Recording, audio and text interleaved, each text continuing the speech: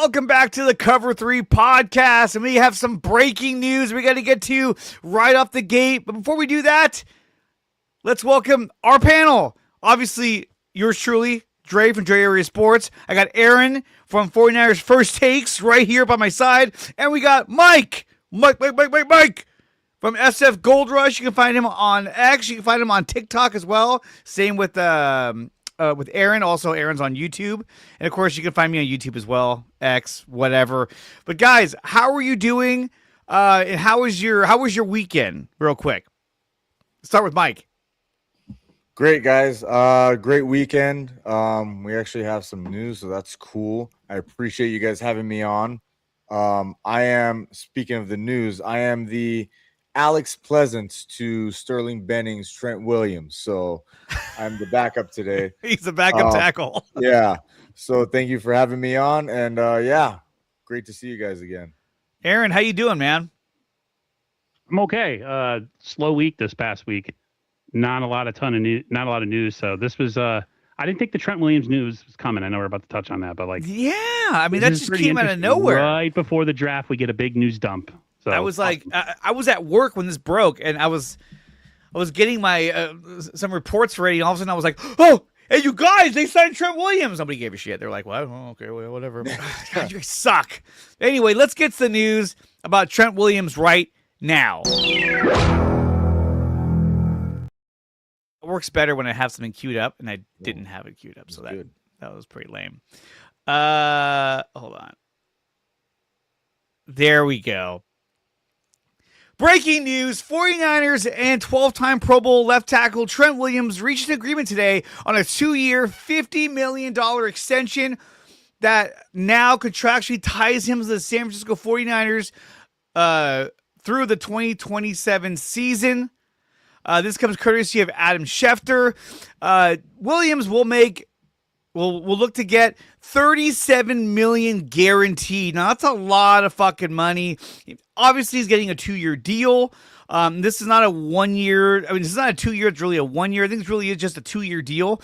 And they were able to give him $37 million guaranteed. Now, you know, to me, this is actually a pretty good deal because I mean, look, you're not paying him more than $25 million a year. Right, so he did you that. He at least said, "Hey, I'll do it for $25 million, but 37 of it has to be guaranteed over the next 2 years." Done. And he could have easily have asked for 30. Now, Laremy Tunsil, who's just got his big contract, I think he's getting $30 million a year. So he went down a little bit because I mean, some of the stats would show that he's like number 3, number 4, number 2 on left tackles. But this is exciting. Now Brock Purdy has his left tackle back for not just next season, but for the year after. Aaron, what are your thoughts on the new Trent Williams contract? Surprised. Didn't think he would settle for anything less than what he was looking for, which is probably a little bit more than a Jeremy Tunsil deal. What was it like? Almost was it 30? I forgot exactly. Was it 30 or 40 million a year? Like what was the? I thought it was 30 million a year, but like a whole ton of, I don't know the number off the top of my head, but a whole bunch of it was guaranteed, like a ton of it. Yeah, I was pleasantly surprised, mainly because guys, they don't address offensive line ever unless it's an absolute necessity, being like if Trent retires. So happy. I mean, I know I'm sure Trent Williams is happy, or excuse me, Brock Purdy's happy. It's just nice. It's nice to have it done before the draft. It's kind of been the big lingering, cloud that's been hanging over 49er land for the last month and a half or so prior to free agency and now a little bit past it. So glad he's back. The end is close, though, man. He's going to be, 39 this year or 39 when the contract ends? I forget. But yeah. Niners need to do what they can do and figure out a way to win a Super Bowl in the next 2 years because this looks like it is the end after 2027. Definitely after 2027, I think things are going to get retooled quite a bit. I mean, we may be looking at by 2028, you got to move on from some of these guys. And I think by 2028, Trent Williams will be out of here. So I think next year, I really feel like they're really going for it to be competitive, and they want a shot at winning a Super Bowl, and we'll see what they do in 2028. But Mike, when you heard the news of Trent Williams, what do you think? Not surprised. No, I mean, honestly, we all knew this was going to happen. To me, I thought this was a no-brainer. I thought this is almost not news. What were the 49ers going to do if they didn't extend him? They have no plan B. So was he going to get traded? No, because they weren't going to get what they wanted out of it. And, I think maybe Trent took a little bit less because he's probably planning on holding out next year for another extension. So I know this kind of boils down to being like almost like a 1-year deal because he's probably going to want another extension next year. But I don't know. There's nobody happier than Brock Purdy because if he was to go in with Alex Pleasance, that would have been an absolute nightmare, and that would have shot the whole trying to be a contender. Oh, Austin Pleasance? Yeah.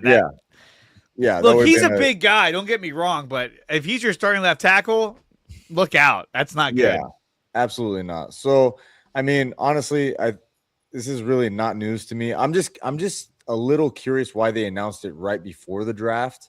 You know what I mean? They could have kept this under wraps for a couple of days and maybe left people guessing a little bit if they were really going to try to trade up for a left tackle or whatever. I mean, it might not mean anything because I'm sure the league knew this was going to happen anyway.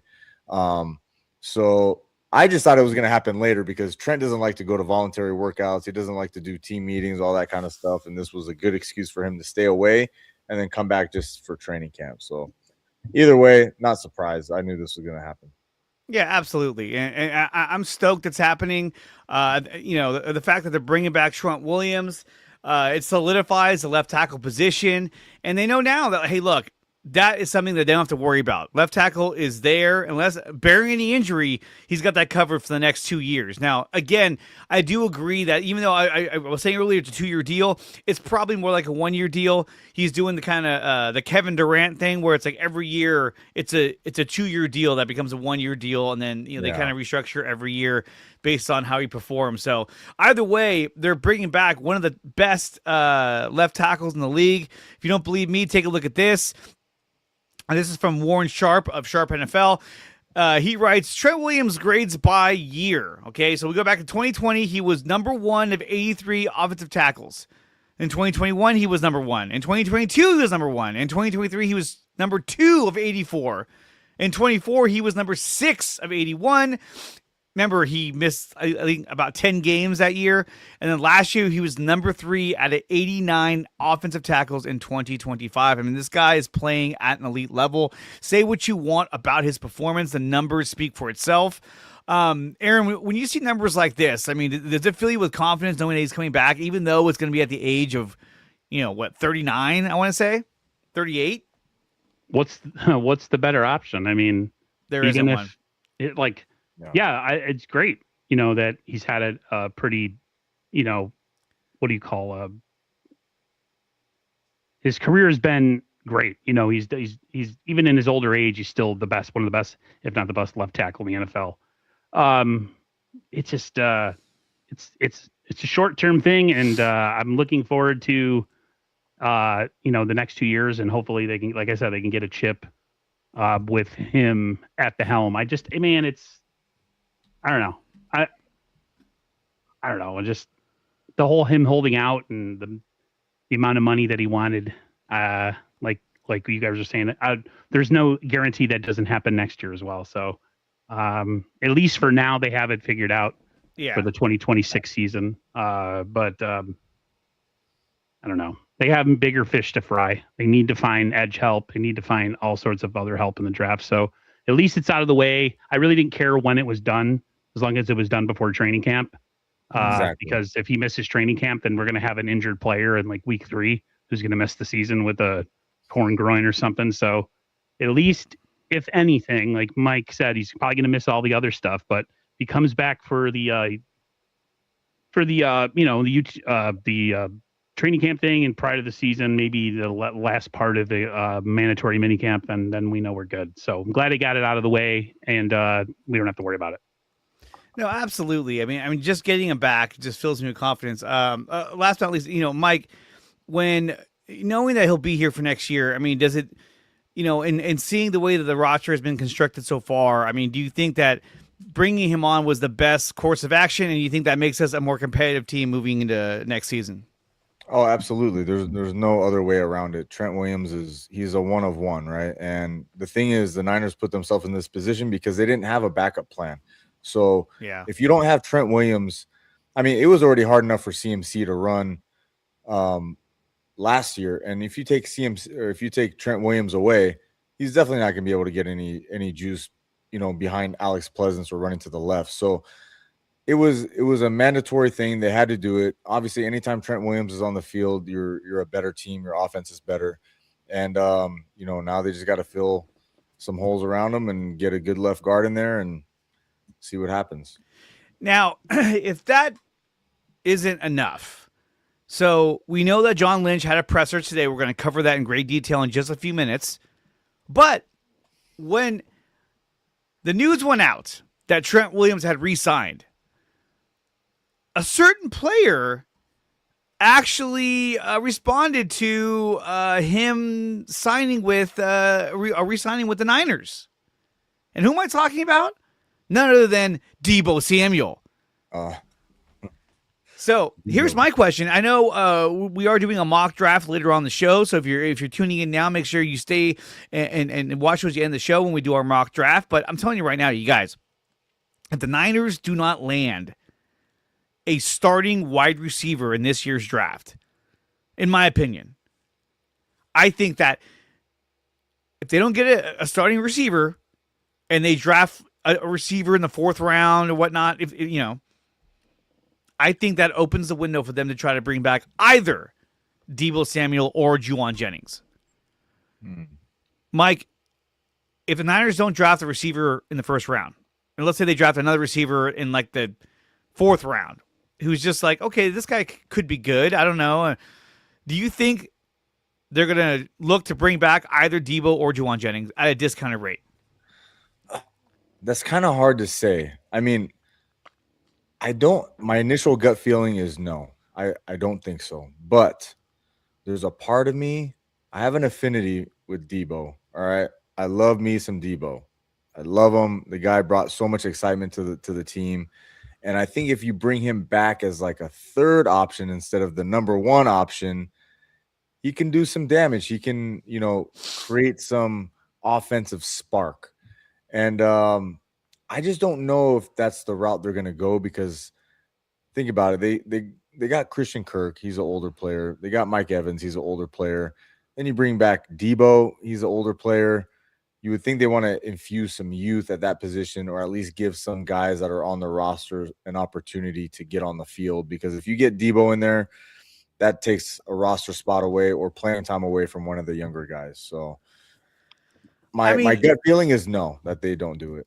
I mean, look, I agree with you. I get it. But here's the thing, though, is that if Kyle doesn't get the guy that he wants at receiver in this draft, I'm telling you, I can't see him saying, you know what? Let's take a look at Deebo. Let's take a look at Juwan Jennings. If they want to lower their price and come back, I know how to use them. They're familiar with Brock Purdy and my system. I think one of these guys gets a shot.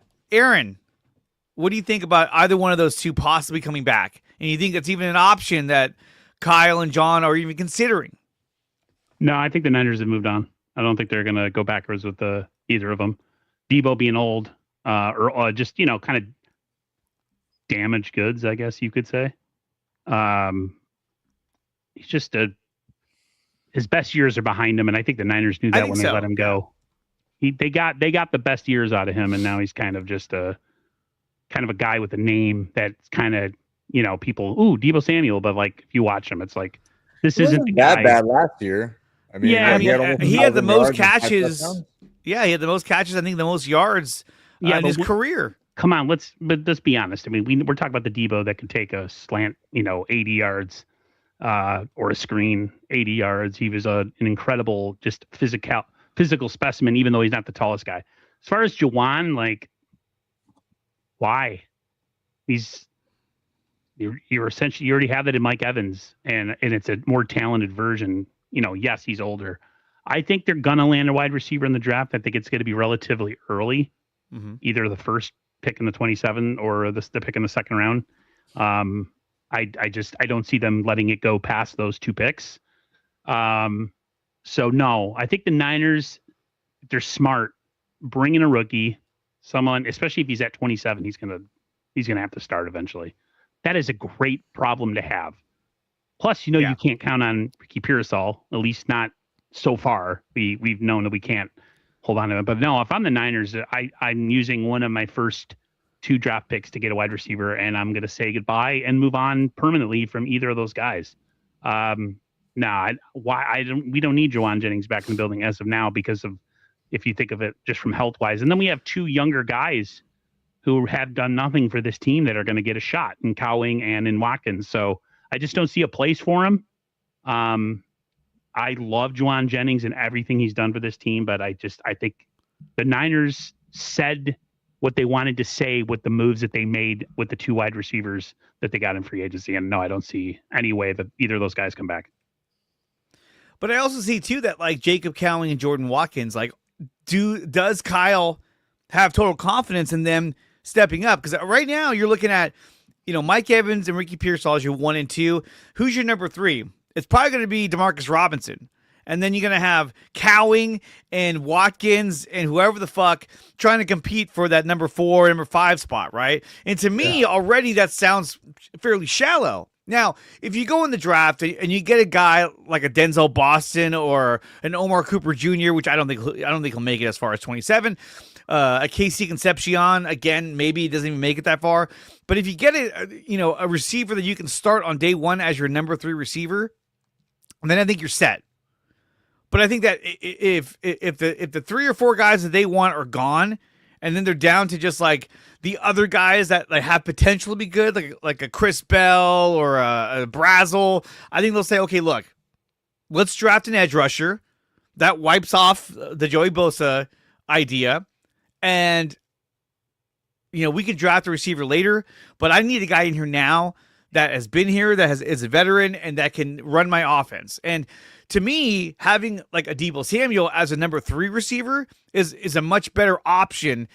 Obviously, I don't want him to be number 1, number 2, but as a 3rd receiver, a number 3 receiver, that's not that bad. Now, when you look at last season, right? Last season, you had Juwan Jennings, Pearsall, and Demarcus Robinson. Even that was a shallow receiving core, and Robinson wasn't even available the first, 3 weeks of the season? Yep. And so we had guys like Russell Gage and, all these guys running out there, trying to help out. And so I think that the Niners are like, hey, look, we got to make sure that we have depth at the receiver position, but not just depth with bodies, but depth with experience as well. And so for me, I think that if they don't land a receiver, then they're going to consider one of those 2. Are they actually going to get them? I don't know, but I think they will definitely consider and reach out to one of those 2. And out of those 2, I feel like Deebo makes more sense in terms of what Kyle is looking for. Not to mention, Deebo was the one who wanted out. Kyle and John wanted him to stay. John Lynch made the comment, we're not in the market of trading good players. But he wanted out. He wanted to go somewhere else and try somewhere else. And so, to me, if Kyle wants him back, then they're going to reach out to him and say, hey, how do you feel about coming back? Now, I don't think Deebo can demand, I want to be the first number 1 receiver, number 2 receiver. At this point, you fit into the offense where we need you. Yeah, he knows his role, I think. Right? Yeah. So that's kind of where I'm coming from. I think, like you said, Dre, having Deebo as a number 3 option or a number 3 receiver on the team, that's another weapon that adds depth. Like, it extends your weaponry, right? Like, now you have a Deebo as a number 3 option compared to, the last time he was here, he was the entire offense because everyone was hurt. Mm-hmm. I think he can still be dangerous. I just don't see them wanting to add an older player, even though this offense has lacked yak, right? Yeah. Over the last couple of seasons, like they have no yak on this team, no one that can break free and just get down the field. And maybe Deebo can bring a little bit of that, but I just don't see them doing it. Low key, I want them to do it though. I'm a big fan of Deebo, and I want him to steal Ricky Pearsall's number back. I don't want either. Oh, come. Well, I was gonna say, if Deebo does come back, I'm like, dude, you got to wear number 19. Don't go to number 1. You had a bad You got to year. have Just go back Debo. to 19. It works better. But Aaron, go ahead. I just think it's an indictment on Ricky Pearsall if they bring someone like Debo back in the building. I think it's already an indictment on Ricky Pearsall because, look, is he talented? He is. But can he stay healthy? No. Now, look, rookie season, guy got shot. What are you going to do? I mean, it's not like, it's not every day. Unless you're Keon White. But he got shot. So, but year 2, he had the knee injury, and that was it. And so he hasn't proven that he could stay healthy and come back from these injuries. I think it's been a lot of bad luck for him. But early in the season, first 3 weeks before he got hurt, he was amazing, making all kinds of crazy catches. And unfortunately, his season got cut kind of short due to injury. He also had a good game against, I believe it was the Bears or the Titans. But obviously, we want to see that more on a consistent basis. So hopefully he can avoid injury. So let's talk about our good friend, Mr. John Lynch. Now, he had a presser today with the media, pre-draft presser, where he talked about a number of different things. Now, obviously, right off the bat, Matt Mayoko asked him, about the Trent Williams contract. Niners are very confident Trent Williams will play at least 2 more years, hence the $37 million guaranteed. So by giving him $37 million, what he's saying is that sort of locks him into 2 years because he's going to get $37 million regardless. So I think that's a good thing for San Francisco. And it could be a good thing for Trent Williams as well because I don't think he wants to go anywhere else. I don't think he wants to, test the waters on a different team at his age. He wants to stay where he's at. I'm going to get rid of this picture. I can't stand it. Okay. It's just too happy. He's like, they also talked about the Brandon Ayuk situation. Now, he was asked if have there been any suitors and any trade talks for Brandon Ayuk. He said there was some conversation, but doesn't expect to trade Brandon Ayuk anywhere in or around the draft. Now that could all change on the drop of a hat, but based on what you guys have heard so far and what you guys know of the team, Mike, do you think that there's any chance they trade Brandon Ayuk, or you think that's just wishful thinking? No, I mean, there's only one team that would do it, and I don't even see them doing it because they know Brandon Ayuk only wants to play for one team. So if you're the Carolina Panthers, why are you gonna use a draft pick on a player that you don't even know if he wants to play it on your team, with your quarterback, with your organization? I think Brandon Ayuk has made it very clear that he wants to go to Washington, and that's the only place where he wants to play. So if I'm another team, I don't know why using any type of draft capital to take a player who essentially quit on the team and doesn't really seem mentally all there right now. I think that's just too much of a risk. Aaron? I don't think anybody's going to make a move for him in the draft either. I mean, if I'm the Niners and somebody offered me even a 7th round pick, I'd send him to Siberia. That was the Browns or whoever, because the Niners don't need to do good by Brandon Ayuk. They can do whatever they want. I read comments, the Niners are being petty. Yeah, they are. And it's great because this guy quit on them. Mm-hmm. I know there was I saw a tweet that said, I don't know if it was his camp or people around him that say, he was upset he wasn't let go because he could have maybe done some things in free agency, maybe had a market for himself. And yeah, the Niners are awesome that they're not going to allow him to dictate terms. If I'm the Niners, shoot, man, I hold on to him till training camp or a little bit after, and then I cut him because they don't have to do right by him. I just don't see a team giving up any assets to a guy that is essentially going to get released at some point in the offseason where they can keep their draft picks and then sign him to whatever deal. He's probably going to go to the Commanders. I just hate the fact that he's going to get what he wants after all this is said and done. It really bothers me because what he did was a total punk move. As I like to call him, he's a punk bitch. But punk bitch. He's just punk bitch. I don't know, man. Bitch. I agree. If I'm the Niners, I just hold on to him as long as possible. and it's really what they're doing. Let's hear from John Lynch on what he had to say about the Brandon Ayuk situation. Well, that was the wrong one. Yeah. Oh my God, dude. I'm on a roll here. There we go. Yeah. I've had some discussions. Do I think it's a high probability? Likely no. But is there a chance? Yeah, I think there's a chance. And I think, as for that whole dialogue, I think I was candid with you guys in saying at the end of the season that he's likely played his last snap for us.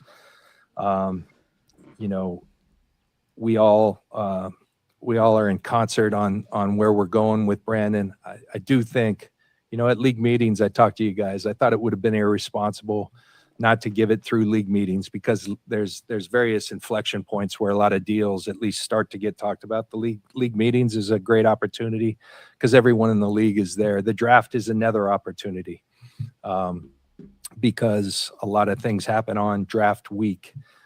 So I think we'll see it through here. We'll focus on our draft. If something happens there, great. If not, we'll reevaluate it.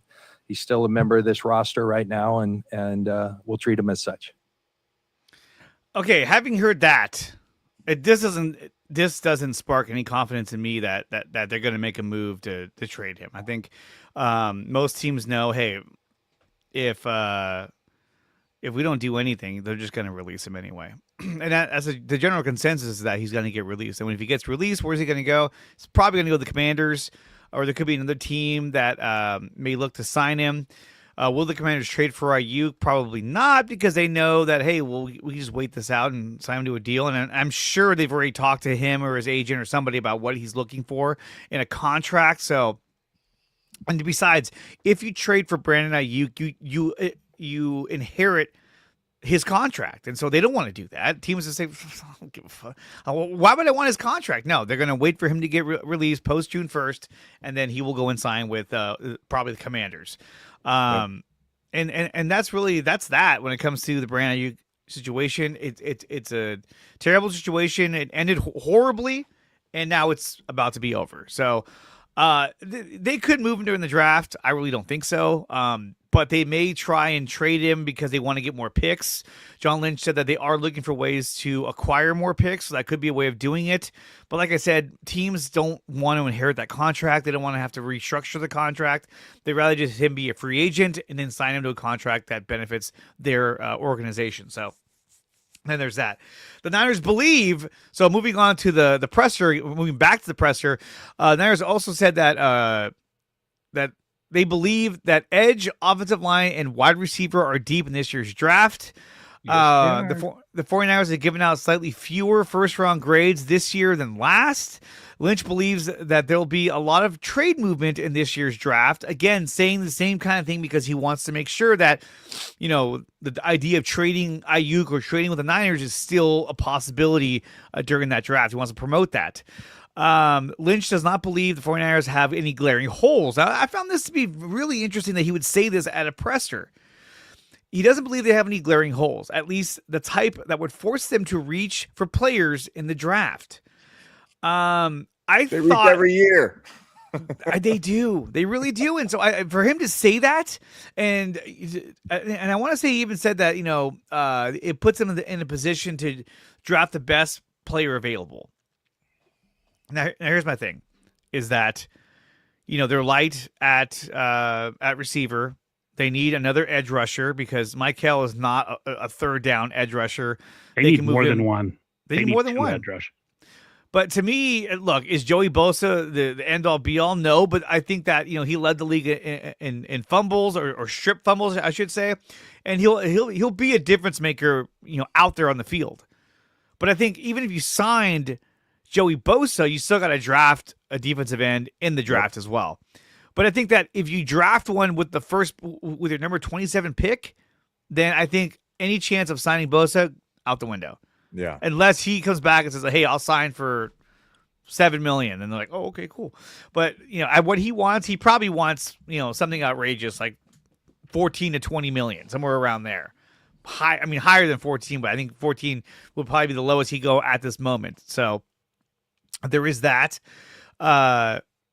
Lynch did not rule out signing vets like Joey Bosa, but says that the focus is now on the draft. 49ers will see where they are at the end of the draft. Lynch said that Joey Bosa will likely be too expensive.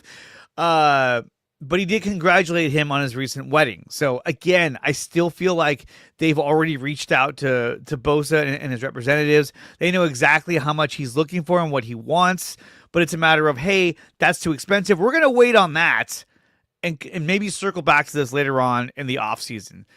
Mike, do you think the Niners should pull the trigger and try to get a guy like Joey Bosa, or should they look to add someone in the draft or two guys in the draft rather than signing Joey Bosa? Honestly, like Aaron said, they need two defensive ends. They can't just go into the season with just one more. I think they have to at least add two, maybe one in free agency, one in the draft, two in the draft. Either way, I think it has to be done. I know John Lynch is going to come out and say, oh, we don't have any glaring holes. Obviously, he doesn't want to pigeonhole and let the NFL know what direction they're going to in the draft in the first round, right? Like if he comes out and says, well, we have a glaring hole at left guard, everyone's going to be like, oh, well, they're probably going to try to get a left guard in the first round. Or, if he says, pass rusher, we definitely need a pass rusher, then everyone knows they're going to go defensive end in the first round. So I get what he's trying to say there. He's not trying to tip the hand, even though everybody in the NFL knows the glaring holes that the Niners have. So pass rusher to me is number one. They have to get somebody who can rush the passer opposite Bosa. And because you're one Bosa injury away from the whole thing just falling apart. And we saw that last year. And you cannot have that. You cannot have Sam O's and Keon Whites and Cleveland Farrell's, being your edge. And you had 20 sacks. Like that's not acceptable. You need two guys that can go and produce immediately, not project guys, not guys, late in the round in the draft. You guys, they need someone that can go get after the quarterback now. And I think that's where they're going to go round one. Aaron, what do you think? Should the Niners pull a trigger and go after Joey Bosa, or should they go after a defensive end? I wish they would have made a move earlier in free agency. Yeah, on a veteran, even a Jadeveon Clowney. I know he's whatever. I think he's still out there, isn't he? He's right now. He's just a name. But even if that was like that kind of move, like a 1-year deal for a guy like Jadeveon Clowney, would make me feel just a little bit better. Now you are pigeonholed to have to get an edge. I know John Lynch. I think you might have mentioned it earlier about the possibility of trading back. If I'm the 49ers and you think there's going to be a good amount of edge or receiver available at the 27th pick and somebody wants to come up, I would love to move back and acquire another pick, which would allow me to get my edge guy whenever it is that I pick in the first round, and then come back with an extra draft pick, whether that's in the third round or whatever, and go double dip. If I'm them, I get a straight up best player available edge rusher at whatever number they get in the first round, and then I would come back and double dip. That's when you draft the project, Mike. Yeah. Go get a project in the third round. Somebody who's like a tweener or undersized or has short arms but has some pass rush moves or whatever. Someone who is he not a first rounder based on just his physical traits or his inability. Maybe like I said, short arms. So like if I'm the Niners, I would love to see them trade back to 27 to maybe like 30. Oh, even the last pick in the first round, acquire another pick, get an edge there or a receiver. I want edge. And then, like I said, come back to it. I would love to them to sign a veteran. John says that he feels good about the roster being the way it is right now. I'm a little scared because you're right. We're a Bosa injury away. Like, dude, you're a Bosa injury away, and they didn't address the two biggest holes that they had on the team on the team in free agency: pass rusher and offensive line. Right, like they got smoked. Their offensive line got smoked in the playoffs against Seattle.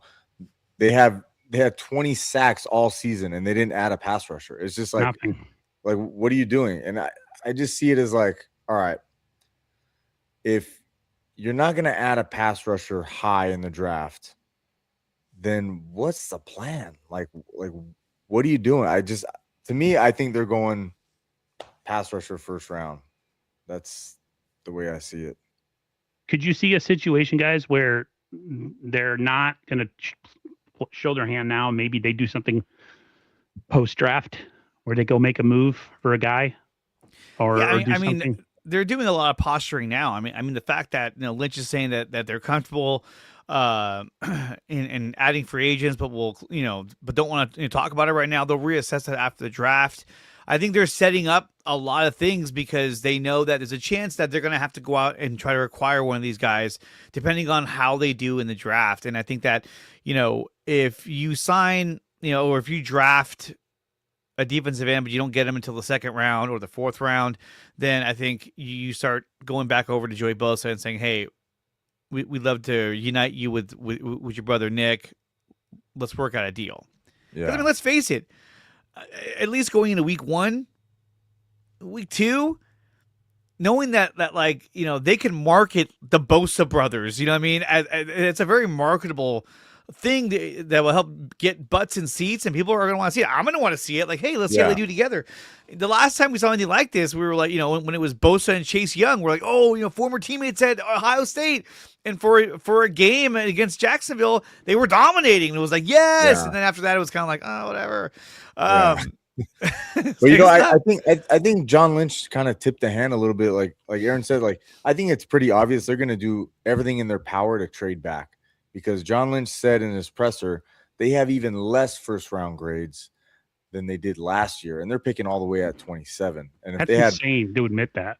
And they had 20 first-round picks last year, and they're picking at 27 this year, and they said they have even less. I mean, I think that's clear as day. They're going to try to get out to get another draft. If I'm them, I get out at 27 and I go back to 30. Well, but here's the thing, though, is that I think if the right receiver is there, they will take that pick at 27. But if who they're looking for is there, they're going to do it. If that dries up, I think they're going to start making calls to try and trade back and use their second round pick as their more premier pick to select from.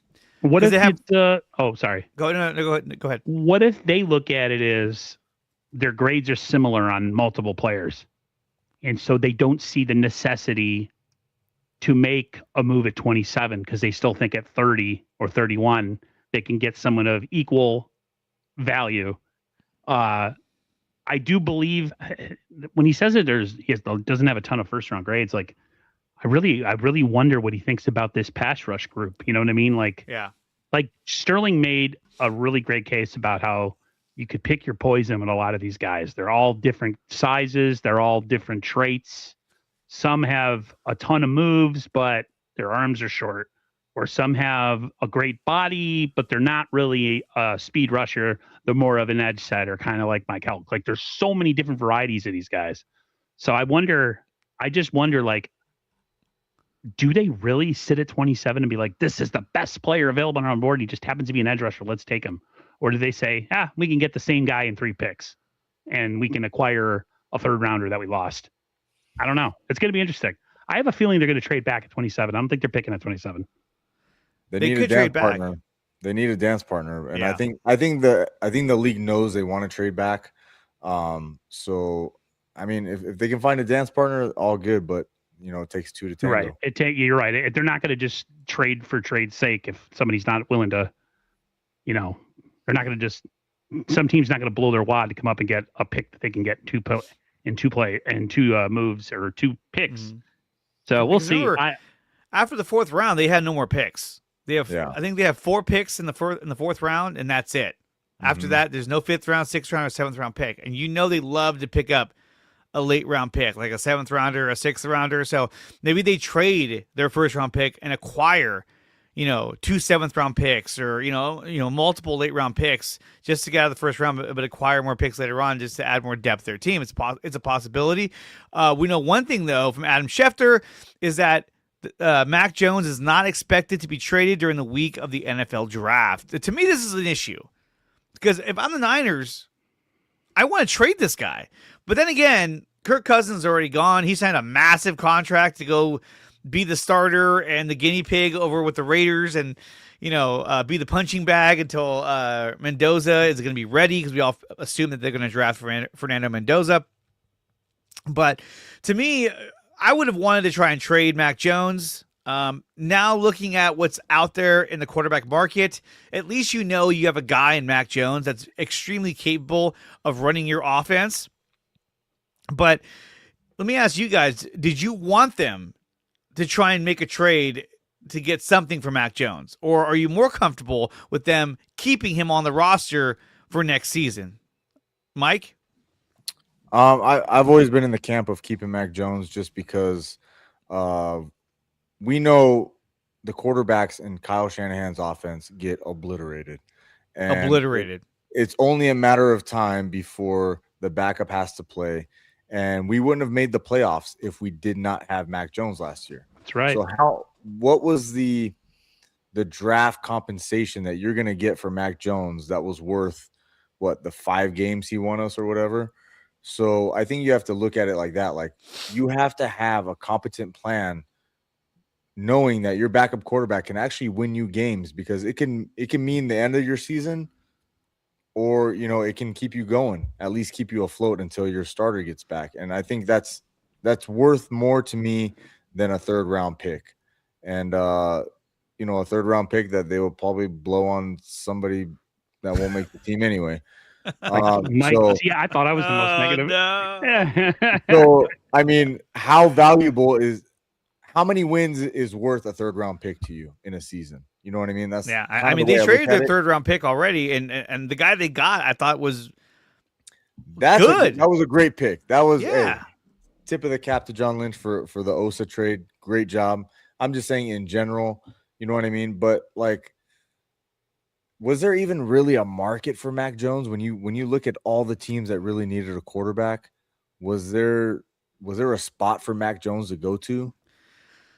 And that's the thing too, is that, is Mac Jones proven enough that you look at him and go, you know what, I can go with him as my starter next season? I don't think so. I think that for the most part, he's still an unproven quarterback. He's a slightly lesser version. I mean, maybe at this point, the same version or same level as like a Trevor Lawrence. Well, the guy came out of college, had big numbers. Lawrence obviously was number one draft pick. But they kind of have that, you were good in college and you're just all right in the NFL. I mean, that drive to take the lead against the Eagles, as much as I love Mac Jones, I don't think he makes that drive. Brock Purdy had to scramble. Brock Purdy had to move. I don't know if he does the same. Hey, Peter Parker says, I think he's trying to say, add the draft capital. In the draft capital we would have gotten in return, can that pick win 5 games? I doubt it. And yeah, he helped us win 5 games. Right. He's a bridge quarterback. Yeah, I mean, Aaron, how many teams are looking at him saying, you know what, let's go with him for the next 4 to 5 years? Sterling poo-pooed on it prior to free agency about he didn't think that this Mac Jones market was going to be all that huge, because there was just other quarterbacks out there that teams were going to make a move on. And then you look,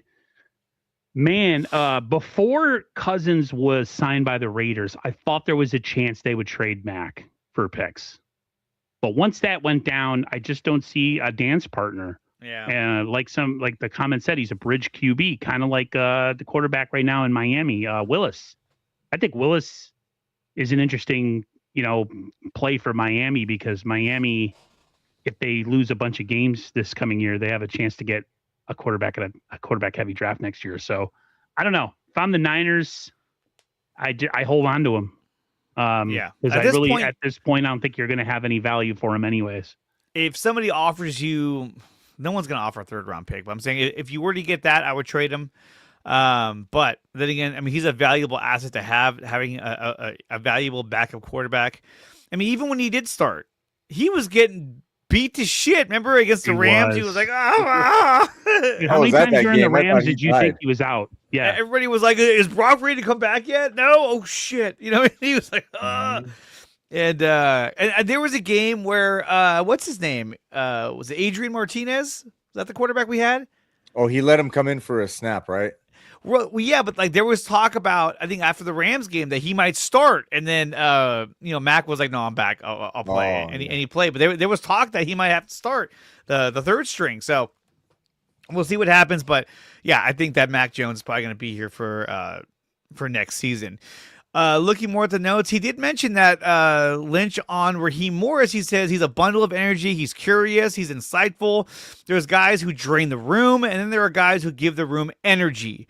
Morris has said he'll throw a pool party if Niners draft certain players. So already we know that Raheem likes certain players in this draft, and he says, if you draft this guy, we're throwing a pool party, right? That's a weird thing to say at a press conference. I know. What? And it's a weird thing to say in general. Like, let's throw a pool party. Like, Grown men, 12? grown men go to pool parties? That's kind of weird. You That's have, what I'm saying. Like, my 10-year-old would, but I don't know about an adult. Maybe there's a lot of alcohol involved. Man, like, what's happening? So, with that being said, I mean, look, it definitely shows that Raheem is definitely giving his input in on the draft, which could mean it could be a huge signal that they're going to look to draft a pass rusher with that number 27 pick if the right player is there. So something to think about. He also mentioned this on the 49ers 2025 draft class. Looking back at last year, he says, I do believe that we're going to look at back at last year's draft class and feel really good about what we were able to accomplish. You got to give these things a couple of years. I will say their last draft was, I think, really, really good. Their last two drafts have been pretty good. He also mentioned that when it came to Osa Odigizua, Lynch believes that Osa is going to impact us in all facets of the game. So I don't think that Osa is going to be a guy that they're going to be constantly rotating in and out. I think this is a guy who's going to be like almost an every down defensive tackle. Him next to what's his name, Alfred Collins. But I think they want to add depth at defensive tackle. So there are some guys in the draft they could look to add, but we'll see how that kind of plays out. And this one I want to talk about because especially when it comes to Aaron, Lynch says the 49ers hydrotherapy facility upgrades currently under construction will be a significant positive in injury prevention and recovery. Me and Mike are like, right. Oh, he also did mention too that he believes that their location in Silicon Valley is advantageous when it comes to leveraging AI to improve their operation. Lynch said, just like the rest of the world, if you aren't using it, you're already behind. Maybe he's using ChatGPT and being like, hey, who should I draft next? We don't have to go through the draft process of looking up players. We'll just use ChatGPT. Yeah, that's it. Well, it might be an improvement from what he's been doing. So right. Watch, the Niners smash the draft this year, and we find out that they use ChatGPT. Whatever works. Okay. Whatever that means you works. can fire John Lynch. You don't even need him anymore. I know. So I did want to talk about another topic that it's somewhat related to the Niners, but not exactly. And that was the blockbuster deal that sent Dexter Lawrence from the Giants to the Bengals. Now, the Giants, the Bengals acquired Dexter Lawrence and in a deal that includes a 10th overall pick in the NFL draft. Now the Giants have the 5th pick and the 10th pick in the NFL draft. So they're in a position to get some really good players. Now, a lot of fans, especially fans, we're saying, hey, too bad the Niners got Osa Odigizua. They should have just waited and they could have got Dexter Lawrence. Look, Lawrence is a badass.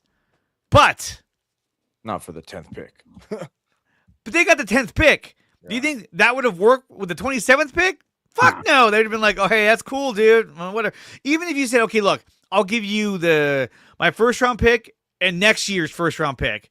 Then they may have considered it, but getting a 10th pick and you already got the 5th, there was no real shot the Niners were ever going to land Dexter Lawrence. I know a lot of fans wanted the Niners to be aggressive and go after him. I just didn't see an avenue in which that really made sense for San Francisco. So, and this makes sense for the Giants. I think the Bengals are morons for making this trade. Yeah. This makes no sense. You had Trey Hendrickson. You could have traded Trey Hendrickson, yet you hung on to him. For no reason. And then just to let him walk away in free agency. And then what do? You have a 10th pick in the draft, which you could have drafted another edge rusher. You could have drafted anyone at number 10 that had value for the next 4 to 5 years. Instead, you trade that guy, or whoever that guy was going to be, for Dexter Lawrence, who you now have they signed a 1-year extension, so they have him for 3 years. But he's making like $30 million a year. It doesn't make any sense. That's why they're a poverty franchise, and they'll always be. And so my question is this: is getting Dexter Lawrence on the Bengals defensive line, does that put them over the edge? By adding him, are you saying, you know what? Now that we got him, we got a shot to get to the Super Bowl? Absolutely not. Absolutely not. No, not on any like putting fucking planet in this goddamn universe. It makes no sense. This whole trade, when I saw that, I was like, what? Like, why? It made no sense to me. Made no sense. You just said you let Trey walk for absolutely nothing. You got nothing in just to return. sign Lawrence and give up your 10th round pick. Like you're in a win now. Like, hey, it's all or nothing. Maybe they feel they're in all or nothing because Joe is going to ask for a trade next year and he's going to be like, I'm out. Like, this is a wrap. I don't know. I don't see the logic, but I think they're ran horribly, and thank God I'm a Niner fan because it could always be worse. Oh, it really I've always can. told you that. I've always told you that, Mike, when we get upset all the time. I always say we could be the Bengals or the Jets. The Bengals are an absolute mess. The Bengals should have traded Trey Hendrickson last season. I mean, the Niners would have made a move, and they probably could have got like a third-round pick out of the Niners. That third-round pick that we traded for Oso Odigizua, that would have been Trey Hendrickson. Now, granted, he'd be a free agent. You'd have to re-sign the guy, which the Niners probably would have made that a priority. But at the end of the day, if they would have traded for Trey Hendrickson, now he was hurt all year, so it didn't make a difference. If he was healthy, I'd be a little more pissed about it. But the way that this was handled with the Giants, I just don't get it. The Giants fleeced the Bengals, in my opinion. Absolutely fleeced them. And then I don't know if you guys saw the report that he wanted out because he knows John Harbaugh runs a very tight ship and he's like a lazy dude who doesn't really participate in practice very much and he only shows up on game day. So he definitely would have been a 49er then because the Niners practice so hard they hurt players. Him and Trent would have been driving together. Let's go. Well, Trent's an old man. Dexter, he's still somewhat. I think he's 28. Younger. Yeah. Can I say something? Did you see the report that some players complained on the Ravens that they practiced too hard in Baltimore with the Yeah, I saw that. with the coach, Ravens ex-coach Oh, really? Harbaugh? John Harbaugh? I like teams that practice somewhat at game speed and try to simulate things because I think it makes for, you being ready on game day. But to the point where you're having practices where people are getting injured because most practices, they go 60% maybe, thud up, but they don't actually, in training camp when they put the pads on, they still don't really tackle the ground. They thud up. Mm-hmm. If guys are getting pile driven into the ground during practice, that's a problem. And then if you couple the fact that this guy's, is a lazy ass, he definitely doesn't want to do that. Yeah. I mean, I'm not a big, I don't really see too much wrong with it because you know what? Whatever John Harbaugh was doing, it was working. You know what I mean? Like they had amazing defenses during his tenure there, and they were just nasty and brutal guys. And you could tell they probably practiced really hard, and they were down and dirty guys. So I don't know. I'm not really against it, and maybe if they just upgraded their hydrotherapy room, they wouldn't complain about it. Exactly. All about hydrotherapy. Niners not drinking enough water. That was the problem. So let me ask you guys about this. Look, I know this has nothing to do with the Niners, but it was a hot topic that I just wanted to bring up to you guys. Hot topic. And I thought, you know what? Let's do it. I want to talk really quickly about Diana Rossini and Mike Vrabel. And I'm going to keep it real simple. I don't want to get into the whole politics of whatnot, but obviously she stepped down from her job. It's a bad look. Typically, it's a worse look if you're a woman than you are a man because they're like, oh, big playa. When it's a woman, like, oh, that's the opposite. But do you think that there should be some kind of repercussion on Mike Vrabel, who's currently focused on the draft right now? Because apparently the ownership doesn't give a shit. They're like, oh, you were caught in that? Kraft is like, hey, how'd you get caught? Yeah. What did you guys think about the whole Diana Rossini story? with her and Mike Vrabel. Mike, I know. oh, go ahead. Go ahead, Aaron. I'll let you I take know. I know that there's reports that she's done favors for people, certain sexual favors to get a lead on a story or whatever. And that it was a private investigator, I think, by her husband.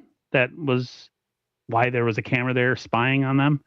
And if you listen to her press clippings or sound bites from her, she's a weird chick, man. She's always kind of poo-pooing on her husband. She says she doesn't take a lot of pictures.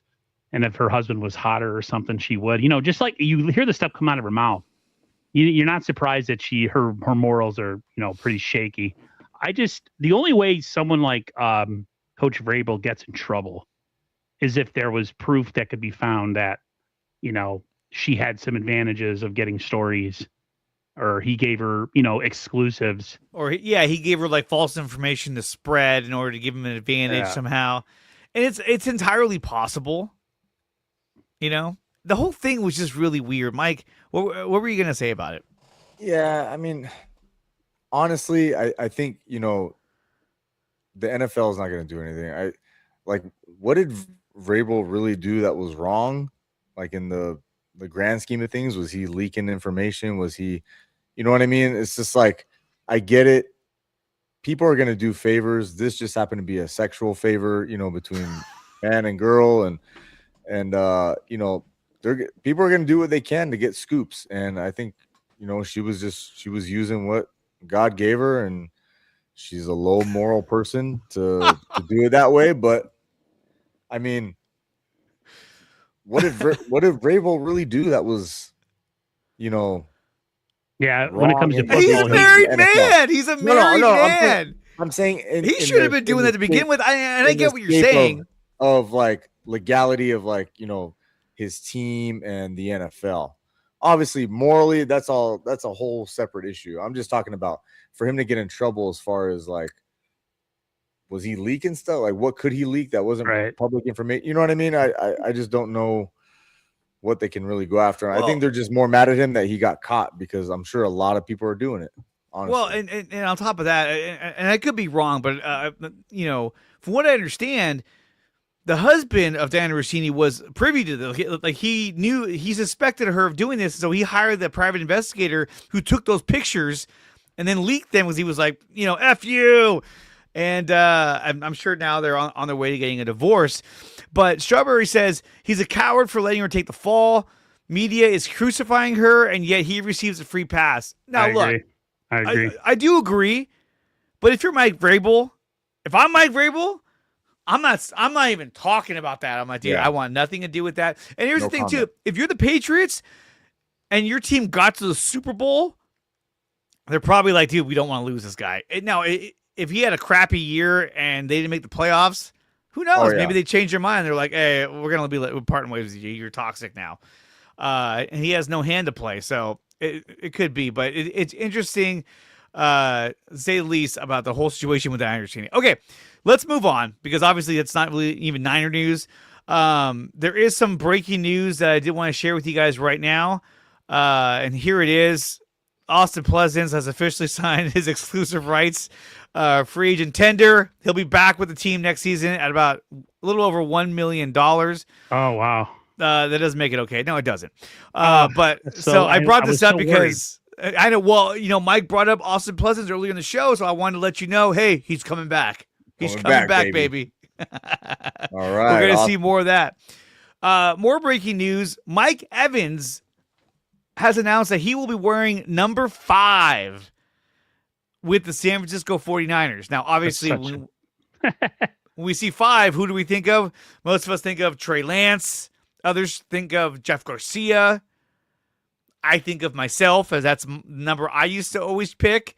But Mike Evans will be wearing number 5 on the roster. Now, because of that, at today's presser, they did talk to Brock Purdy about that. So let's go to that right now and see what he had to say. We didn't get to that point. He hasn't asked me yet or anything. So, 13, I feel like for me is my number. So you'd have to ask, or you have to put a big price tag on it. But I think at the end of the day, we both want to win, and whatever it takes is what it takes. But he hasn't asked me. So he hasn't asked him for his number, and he's not going to, because I mean he already announced that he's gonna be wearing number 5. But wouldn't that be weird if he's like, "Hey, what's up, Brock? Hey, so I really want that number." Like, Yeah. Brock's like, "I guess I can go back to 14, 12." You can tell he's smiling too, because he's like, "Oh man, that would be really awkward if he did that." Yep. And obviously he's not going to. And that's kind of a tough thing to say, to your new quarterback. "Hey, what's up? By the way, I want your number." Oh, Yeah. I don't think he that also would had go over this. pretty well. He also had this to say about George Kittle going out and recruiting Mike Evans. Let's take a listen to this. Kid ended up in George's weight room. He's got a Mike Evans jersey, so I was just like, all right, sick.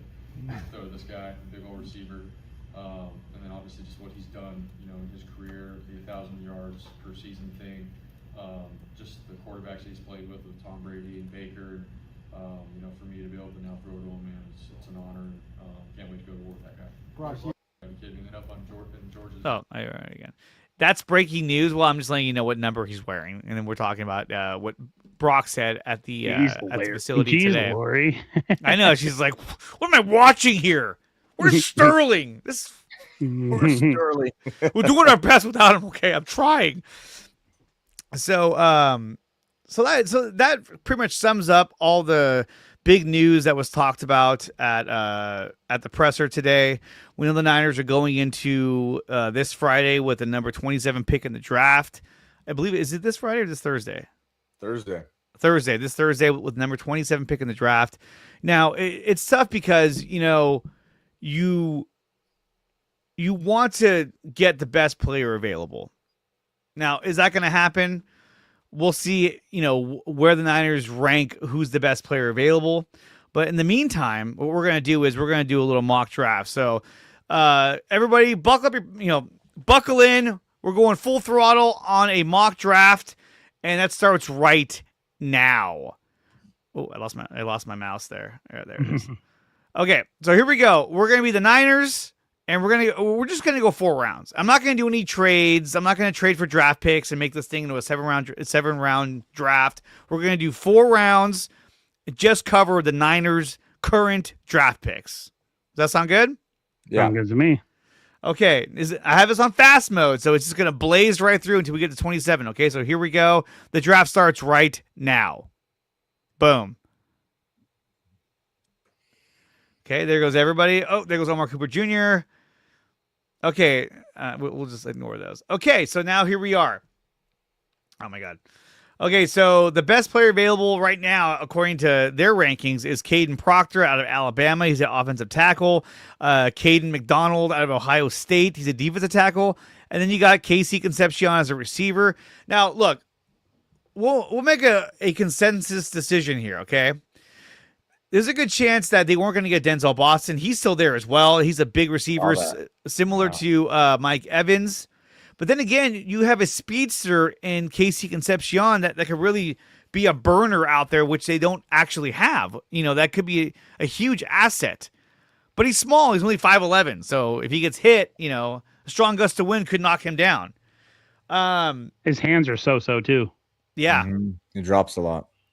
But he's incredibly dynamic, and that's why he's ranked at 25 as opposed to Denzel Boston, who's ranked, like 33 or 32. So, looking at who's available and looking at what you think the Niners' needs are, where do you guys want to go? Let's start with Mike. If you're doing this draft, what is your suggestion on where the Niners should look for the first round? Wow, that Denzel Boston kind of threw a wrench in things, but yeah, that's very tempting right there. Mm-hmm. But I am a big proponent of the line.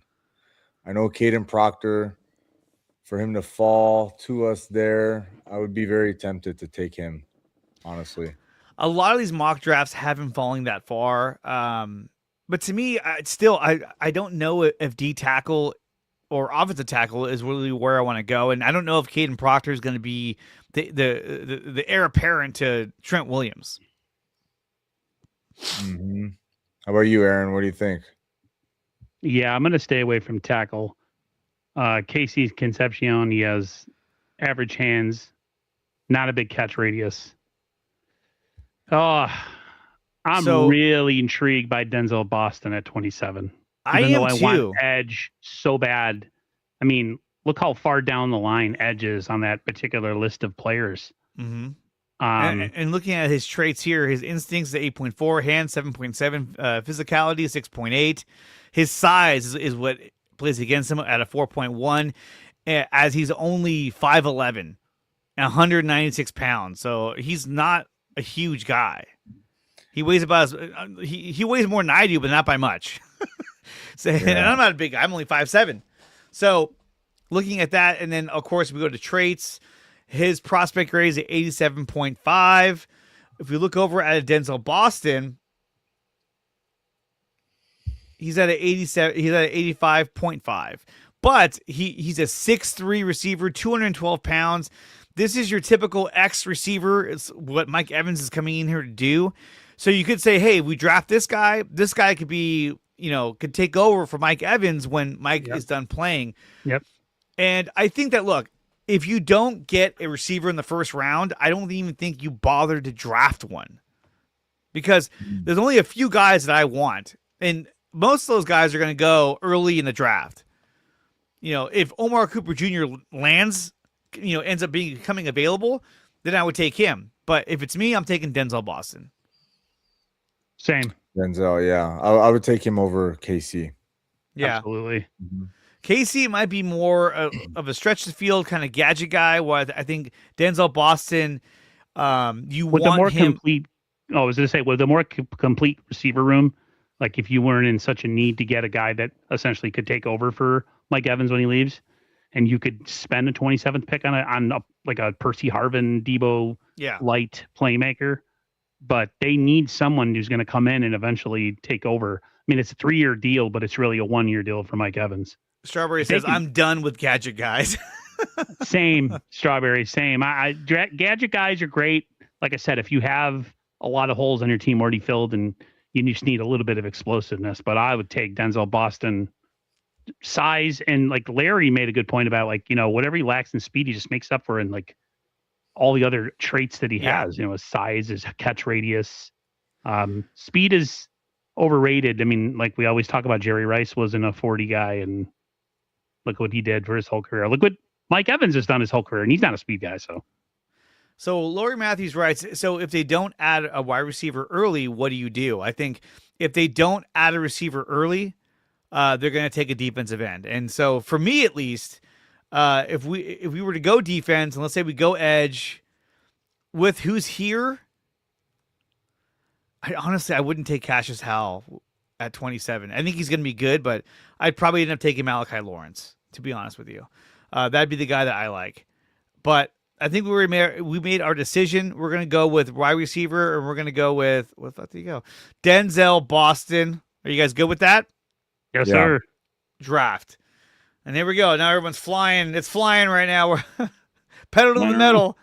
Buffalo has a trade. I don't care. Okay, so we got look at Cassius Howell went right before to the Bears. What a bunch of dicks.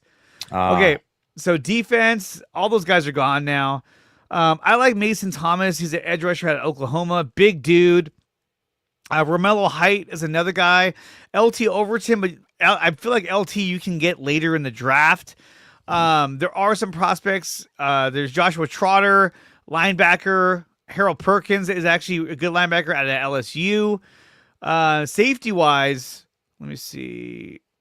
There's Lewis Moore, and that's the guy they brought in on a workout just recently, so I think they believe that he'll be there later in the draft.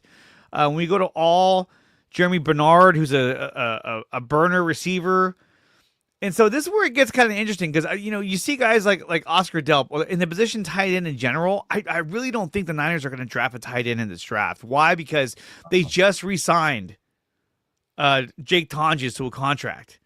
Obviously, George Kittle might be ready by week 1, if not week 2.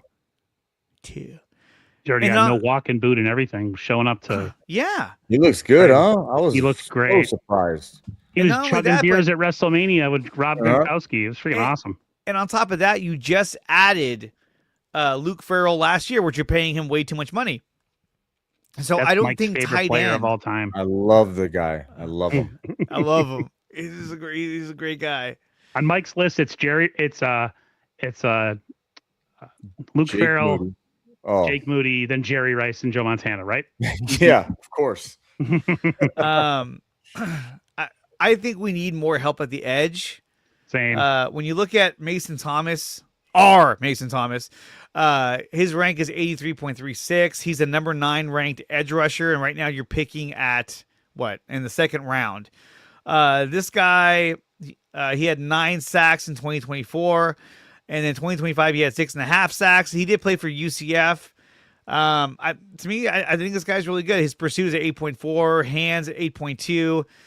But size, a 3.9. Now, when we look at size, he's 6'2", 241 pounds. He's more of a speed rusher, I think. That's But exactly I think, what they need. that's what they need. There's Joshua Josephs. This guy is number 10 ranked edge rusher, 6'3", 242 out of Tennessee. And I'm just trying to read all this.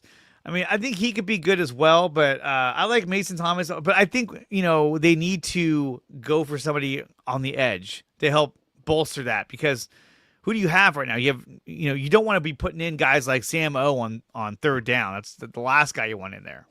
Right. Yeah, no. I'm right. No, You're right. I think Mason Thomas Okay. probably is the guy. It's that, or we go safety. There's Kamari Ramsey. I haven't studied the safety position all that well. This is where I needed Sterling, and then he went to work. And I'm not doing you guys any favors, so Yeah. Right- Now I'm Pro right Football there. and I'm right Sports there with you, Network, Mike. they have him ranked as a number 60. prospects. Yeah. And then I think it's the safety rank. He's number 6. We could go safety, but it kind of feels like the Niners are. I don't think they're going to draft a safety. I really think they're going to roll with Mustafa and Jair Brown. Oh, I think they're going to do it. oh, man. Are you guys good with the defensive end, like Mason Yeah, Thomas? Mason. Let's do it. All right, so boom, done. Now we got to wait until the 4th round, and then we get all these picks again. So now we get to wait. Everyone's going. A lot of offensive linemen. A D tackle just went. Okay, here we go. That's a good trade right there, but we're not going to do trades. Okay, so when we go back to all, there's a cornerback in Chandler Rivers. To me, look, another position the Niners need to upgrade is they need another running back. Obviously, we have Jordan James. You have Christian McCaffrey. But outside of that, your running back room is pretty shallow. You have Patrick Isaac Taylor. Orlando, but he's really fat now. Yeah, Isaac Horrendo. Oh, God, Yeah. what happened to him? I don't know. Get some Dude. poon, dude. He's got that nice looking poon. He's just doesn't Oh care my anymore. He's God. just like, Gosh, hey, he's you doing want like to go some 40 Mexican pounds. food? Let's go. So there's the corner position. We're looking over at defense. You could go safety. Lewis Moore is there. That's the guy they did bring in for a workout. He's a senior out of Indiana. And I think he played for Indiana. And they won the championship last year as well. So that's pretty good. He's at safety. He's ranked number 9. So, I mean, this could be an option as well. I wouldn't mind taking a safety, but I don't know if they will. Out of all the positions available, I think for me, I like Keon Black. He played for Indiana. He's a running back. We need another running back behind Jordan James, because if McCaffrey gets hurt, you got to have another Not prospect. taking a running back early in the 4th. I think it's too early. Yeah, you I could would go with rather- Romello I'd rather Height. get them in like the last. I'm going either safety. I'm either going safety or I'm doubling down and going edge again. Yeah, either safety or Romello. There's Romello Height. There's LT Overton, who could be there later. Anthony Lucas isn't so bad. You know what, though? Like, for me, if it's me, I'm taking the safety. Mm-hmm. And I would Yeah. probably take Lewis Moore. You got to have some kind of assurance, because I don't know. Like Siegel, I don't know where he fits in. I don't know. Like, he's great against the run, but so is, Jair Brown's pretty good against the run too. Yeah, and So- we don't know if Raheem even likes him. He We could be don't. like, dude, he's Yeah, not Raheem feeling could like have an this. idea in the draft that he wants a safety. Yeah. So let's take Why, I Lewis think- Moore. Okay. Oh, what were we gonna say? No, I think this draft, we're predicting how we think it's going to go, but having Raheem Morris in the building, that's a really big kind of wrench in things because, like the Niners have done well they did well by Robert Saleh last year, making certain picks. I think they're going to do the same for Raheem Morris. I would not be surprised, as much as I love Denzel Boston, that they're going to go edge at 27. I don't have any prediction in my mind how this draft's going to go because if he wasn't in the building, I would kind of have a set mindset of what the draft's going to look like. Or With him in the building, who knows? We could go one more edge as well because I mean, we need an edge to replace Bryce Huff, and you need another edge in there as well on the other side. I mean, you lost Robert Beal, but that doesn't mean much. That was a net positive there, Drake. It really was. He's on my brother's Dolphins now.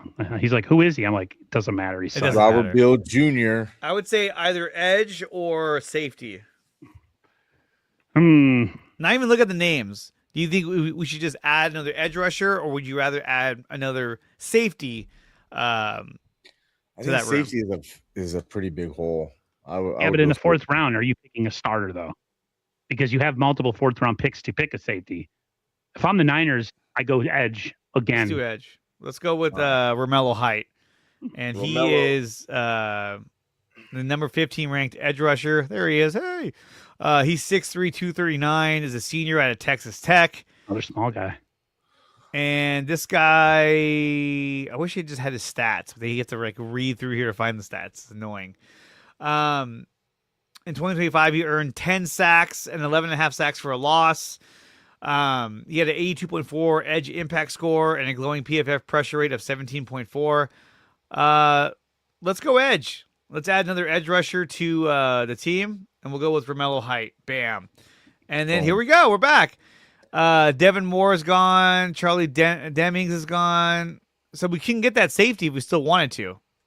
That's where I would go. Let's go it. Safety. Boom. Okay, and now we're back. So see, day 4 could be very interesting and watching the draft. You're like, oh my God, it's almost like back to back to back, And this one, it's back to back, 138 and 139. I think they're gonna trade back one of their fourth round picks, honestly. They might. How do I? Now, when you look at so these are the best players available. I mean, we got a receiver. There is a guy in Malachi Fields who's pretty good. But now when you look at who's available, you got a lot of offensive linemen that you could go for, or a linebacker, because that D. Winters is probably on the way out after the season. Although you did draft Nick Martin, but you could get a guy like Harold Perkins Jr. just to bolster that linebacker room. Or we can go Logan Jones and get a center to add to our offensive line. Now, didn't they sign a guy who's a center from the Eagles? Right? Oh, Toth. Yeah, he competes at center. Is tough though? Is he tough? I don't know. There's Logan Taylor at Boston College. He's a guard. Wait, have you picked safety already? Yeah, I did already. Okay. Oh man, if I'm the Niners, I'm look at the Bears traded up to get Keon Black. Oh man. And I would have taken Keon Black with one of these two picks just as another running back. Who's there for running back? Is there a good tight end that's available in the fourth round? Probably not. Joe Royer. I don't know any of these tight ends. Everybody at home was like, "Fuck, dude, why am I watching this shit?" Like Larry and I like Sterling's watching from work right now. Be like, I know every single one of these. I should be there. Oh, I decided to go into work instead of talking draft. He's being chased by a dog. Take Romello Height. All right, let's go with where were we here? We could go offensive line. Another guy who's good is JC Davis. He's a tackle. What's that? Let's go center. Yeah. So let's go with Logan Jones, center. Yeah. Punch the ticket. Go away. Okay, now we can go with another offensive lineman because it feels like later in the draft, that's where you got a lot of offensive linemen. Or you can go running back. You can go linebacker. I'd go linebacker. I'll go linebacker too. All right. Let's go with Harold Perkins Jr. Let's see who else is even there, just in case any names pop out at us. Aiden Fisher. They'll probably sign Eric Kendricks again in the offseason. He'll be like, What's this? Hold on. As much as you guys complained about the offensive line, you better take one. We did. We took a center. Absolutely. Lori. Yeah, we solved all the problems. We got a center, and we did it. everything's great. Trent is back. We won the Super Bowl. We just did it right now. All right, let's go with Harold Perkins Jr. And there it is. That is the end of the draft. We only did 4 rounds because Niners don't have any picks in the later rounds. We didn't make any trades. So let me get this ad out of the way. So there is our mock draft. Denzel Boston, Mason Thomas, Romello Height. We got 2 edge rushers, a safety in Lewis Moore, an offensive lineman, a center in Logan Jones, and Harold Perkins Jr. All these draft grades are pretty good. B, C. Our edges got C's, and then a B in Denzel Boston. If this was our draft, I think I'd be pretty happy with it. Yep. Yeah. Too. And again, if the Niners didn't go with a receiver in their first pick, they're going to go edge, and I think that they're going to look to sign another receiver. It wouldn't surprise me if old Debo came back. It really wouldn't. Hey, I mean, I still got his jersey, so Who's that one wide receiver figure it that out. is going to drop because he had the knee injury? Last name is Ross. Forget his name. Rick. Not Rick Ross. No, there's a wide receiver that we talked about. Is he from ASU? No. Yeah. Big this is Larry was tough. This is the worst group you could have asked right now. Yeah. We're like, Sterling would know right away. He would. He'd be like, you're talking about, We can just Tom make up a Thompson. name. I'm on St. Dennis or something. I don't know. Might be the ASU guy. Can't remember his Let me name, see. Hold on. but- I could probably find him. Let me see. He's a receiver. Yeah. Has an ACL injury. I think it was Jordan Tyson from ASU. Jordan Tyson. That was it. No? No? Yeah, Chris he had a Bell? knee injury. Out of Louisville. That was another guy who had an ACL tear. And but he's explosive. So they're like, is he going to have that explosiveness when he comes back? I don't know. Akeem Mesdor is another guy I like a lot, but he wasn't even available. But I think, to me, that's where they're going to go. They're going to go receiver, and then they're going to go edge. And then, like Mike was saying, they might trade back with some of those 4th-round picks and just try and get more late-round picks. Yeah. Aaron's frozen with a smile. I'm looking up stuff. He's like, do you have that thing where if you're looking at a different screen, it freezes? It does. I think that's what's happening right now. Yeah, because that happens to Sterling all the time. He's like, it's going to get frozen. Well, I have 17 tabs open, so Well, there's your problem there. not literally 17 tabs, but a lot. I know the receiver I'm talking about. I just can't think of his name. Well, if you know it, I would just say, maybe post it on X and we'll Put it in comment the on comment it. section. Yeah, put it in the comment section below. Make sure it's a positive comment. Mm-hmm. But again, I know I sound like a broken record right now, but I'm telling you right now, depending on who they draft in this next coming draft, these are going to be their options. If they get a receiver, no Debo. If they don't get a good defensive end, then they're going to get Joey Bosa. I think these are their fallbacks. If they don't get a good defensive end, then they're going to get Joey Bosa. If they don't get a good receiver, then they're going to grab Debo Samuel. That's just how I feel. Because I think Kyle wants what he thinks is a for sure thing in his offense. He knows what he can do. I think the He wide knows how to receiver play is it Chris Bell? Chris Bell. I said that out of Louisville. He said had a torn ACL. That was the receiver I was talking about. Yeah. Some guys that were like Larry were mocking him if he was available later. Like Well, he yeah, wouldn't go up because go ahead. because you wouldn't go for him early because of the ACL. Yeah. You're not going for that guy in the first round. But if that guy, like say a guy like that dropped, or the Niners had an idea he could drop into the 3rd round, I think the Niners do something. Aaron, they're definitely going to get Chris Bell if he's there in the 1st round. We have hydrotherapy. Right. Come on, dude. I mean, see, you know The what the substation sad will thing- reverse his injury. Yes. The sad thing about that is, Mike and Dre, it's not out of the realm of possibilities. And then John will try to sell us on the fact that, you know what I mean? Like, that's just how it always works. We joke about it now, but it very well could happen. And we'd be like, oh my God, they actually drafted him.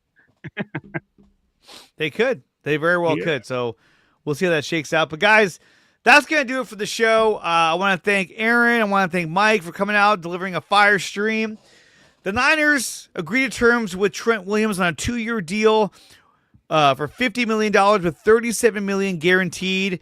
That was the big news of the day. We just did our mock draft. Definitely check that out. I think we did a really good job. Just saying. B- grade, baby. We did B- good job. grade. John Lynch. I'll take that. I'd rather have an A, but whatever. But C's and B's get degrees. So hey. Boom bomb. Yeah. All right, Aaron. Where can they find you and all your content? 49ers First Takes, of course, on YouTube, Instagram, TikTok, and X. Definitely hope me and Mike might be doing some sort of reaction, depending if he's in town, to the pick on Thursday. Might just come on like a couple picks before and talk about it, and then that would probably be the stream. Yeah. I think we could go an hour talking about draft picks and maybe talk about other teams. But yeah, that's where you can find me. All right, Sorry. Mike. Yes, I am on YouTube here at SF Gold Rush and on TikTok at 4th and Gold. Check it out and show support. Appreciate it, guys. All right, and you can find me over on YouTube at Joy Area Sports, on X at Joy Area Sports, and on YouTube and and on Instagram and Facebook at Joy Area Sports. If you want to support all of our channels, just go there and hit subscribe. That's the best way to do it. And make sure you smash the like button on whichever stream you're watching this on, and that helps the algorithm pick up the stream and help circulate the whole thing. It's a crazy thing how it works, but liking it and subscribing is the best way to help support our channels. From Aaron, from Mike, from myself, I want to thank all you guys who came out today in the chat, watching at home, listening on the job. Thank you for watching the Cover 3 podcast. We'll be back next week. And we'll be talking about... Actually, are we going to do it this Friday? I don't even know. I don't know. I don't know. We may do it this Friday. Doing a reaction to the first round of the NFL draft. If we could get Sterling to stay home. Yeah. Don't go back to work. Right now, Sterling's still being chased by the dog. He's looking for the dog biscuits that are in his pouch, and for some reason they're gone. I used them all. It's like a Jack Love you, Russell Sterling. chasing him. All right, guys. We will see you guys possibly this week. If not, we will definitely see you next week for an all-new episode of the Cover 3 podcast. We'll see you guys later. Go Niners. Peace. Peace.